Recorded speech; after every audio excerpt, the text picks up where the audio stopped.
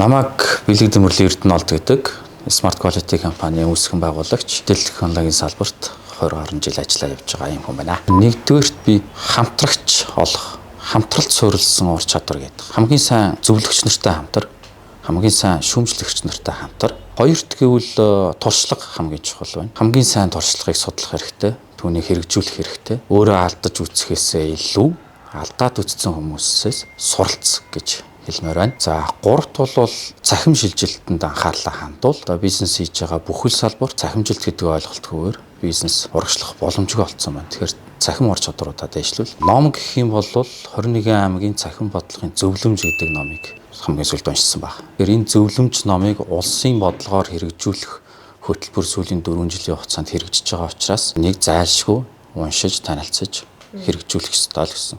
За бизнес эхлэхэд хамгийн хэрэгтэй юм бол сэтгэл санаагаа бие махбодоо бүр мөнгө санхүүн дээр хүртэл маш сайн бэлтгэлтэй байх хэрэгтэй. Хамгийн хүнд хэцүү үеийг туулах шаардлагатай болдог. Тэгэхээр сэтгэл санаагаа бие махбодоо мөнгө санхүүгээ баг хамт олноо бүх зүйлд бэлэн байх хэрэгтэй л гэсэн үг.